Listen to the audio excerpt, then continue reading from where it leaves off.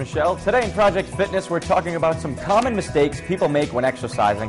Joining us today with some demonstrations this morning is Melissa Rector from Gold's Gym. Good morning, Melissa. Thanks so much for being here. Today we're going to be talking, I do the same thing. You know, I go in there and I start moving stuff around, and next thing you know, you end up hurting yourself. Absolutely. So we want to make sure people know how to do the exercises the right way. Today we're going to start with the single arm dumbbell. Yep, so the single arm dumbbell row is specifically an exercise for your back. So my bench is kind of low today just because we're in the studio, but a single arm dumbbell row, we just want to focus strictly on your back. So you want to find a nice steady bench, something that's flat, so you can keep your shoulders square to the floor. Now this is what I often see in the gym, so this is what's going to be a little bit dangerous, is a nice big swing.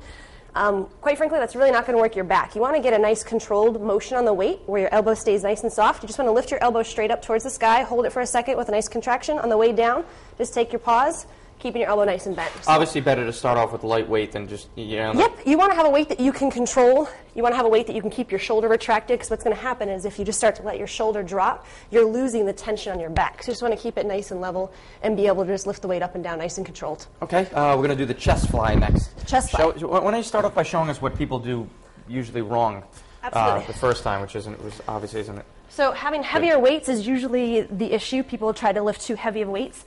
A lot of people lock out their arms, and they try to get a really big stretch, which unfortunately is going to put a lot of pressure on the front of your shoulder versus isolating your chest. So when you do a fly, you want to make sure that you have a nice soft bend in your elbows. You want to open where your arms do not go lower than the bench. You want to squeeze up and actually squeeze the center of your pectoral muscles like you're hugging a big tree. So on the way down, just nice and controlled.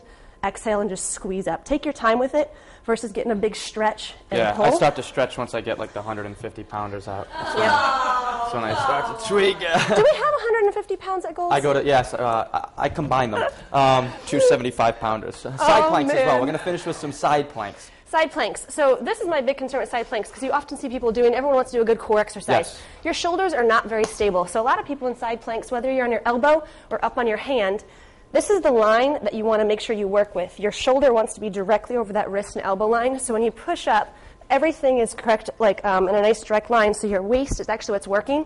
Versus this is what I often see. That's putting a lot of stress on your shoulder. Okay. Your shoulder shouldn't move that direction and hold that pressure. So when you're doing your side planks, whether you're on your elbow, your knee, just make sure that this line is nice and proper. Keep everything nice and straight. Keep everything's right there on your waist. Okay, good stuff, because you end up going to the gym and doing the wrong exercise. You're going to end up hurting yourself. Absolutely. Thanks so much, Melissa. Good stuff as always. For more information we have online to avoid mistakes while working out, which again is very important, just head over to foxprovidence.com.